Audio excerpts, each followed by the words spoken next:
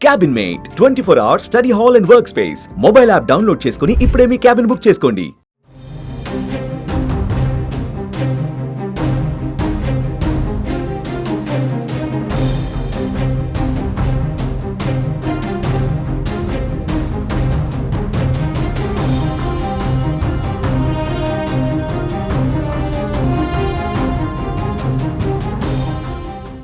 దాయాది దేశంలోకి దూసుకెళ్లడానికి టార్గెట్లు మిస్ కాకుండా వైమానిక దాడులను నిర్వహించే సామర్థ్యాన్ని మెరుగుపరుచుకోవటానికి భారత వైమానిక దళం అతిపెద్ద ట్రైనింగ్ ఎక్సర్సైజ్ చేస్తోంది. ఇందులో రాఫెల్ వంటి అధునాతన యుద్ధ విమానాలను కూడా భారత సైన్యం వాడుతోంది.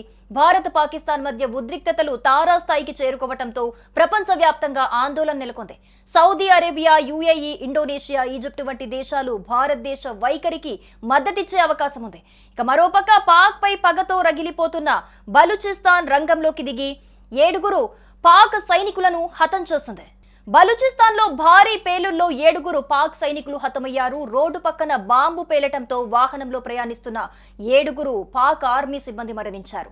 బలూచ్ ప్రావిన్స్ రాజధాని క్వెటాలో ఈ దాడి జరిగింది. ఈ దాడికి పాల్పడింది మేమే అని బలూచ్ లిబరేషన్ ఆర్మీ ప్రకటించింది. ఇక మరోవైపు బలూచ్ ప్రజల కోసం ఉద్యమిస్తున్న వారిని పాక్ ప్రభుత్వం క్రూరంగా హింసించటం, జైల్లో పెట్టడం, ప్రజల్ని పాక్ ఆర్మీ కిడ్నాప్ చేస్తున్న ఘటనలకు వ్యతిరేకంగా బలూచిస్తాన్ వ్యాప్తంగా బలూచి యాక్సిస్తి కమిటీ శుక్రవారం భారీ నిరసనలను ప్రకటించింది. తూర్బాట్, పంజ్గూర్, నోకుండి, దల్బంధిప్, యక్యాచి, చార్సన్, మస్ట్రేల్, ఓర్మాగే, చాగి, అమీనాబాద్, కరన్, కరాచీ, ఉథల్, గధాని, నుష్కి, కలాట్ మరియు మస్తుంగ్ వంటి వివిధ నగరాల్లో నిరసనలు జరుగుతున్నాయి. క్వెట్టాలోని హుడా జైలులో బలూచ్ ఉద్యమకారుల్ని పాక్ భద్రతా బలగాలు తీవ్రంగా హింసిస్తున్నట్టుగా తెలుస్తోంది.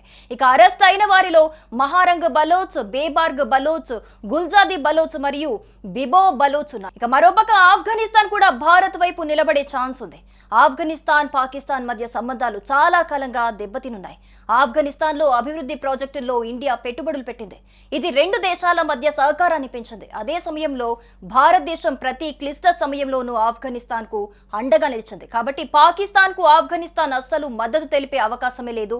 ఇకపోతే పాకిస్తాన్ కు ఇప్పటి వరకు ఏ దేశం కూడా బహిరంగ మద్దతు ఇవ్వలేదు. ఉగ్రవాదంపై భారతదేశం తీసుకుంటున్న చర్యలను అంతర్జాతీయ సమాజం అర్థం చేసుకుంది.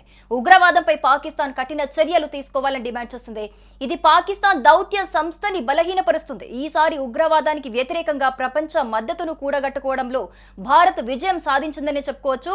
ఇక America, Britain, France, Russia, Japan వంటి దేశాలు భారతదేశ వైఖరికి మద్దతు ఇచ్చాయి. అయితే చైనా మాత్రం పాకిస్తాన్ కు కాస్త హెల్ప్ చేసే ఛాన్స్ అయితే ఉంది. మొత్తంగా ప్రపంచ దేశాలు భారత్ వైపే నిలుస్తానైతే మనం చెప్పుకోవచ్చు. సుమన్ టీవీలో మీ పర్సనల్ అండ్ బిజినెస్ ప్రమోషన్స్ కోసం కింది నెంబర్కి కాంటాక్ట్ చేయండి.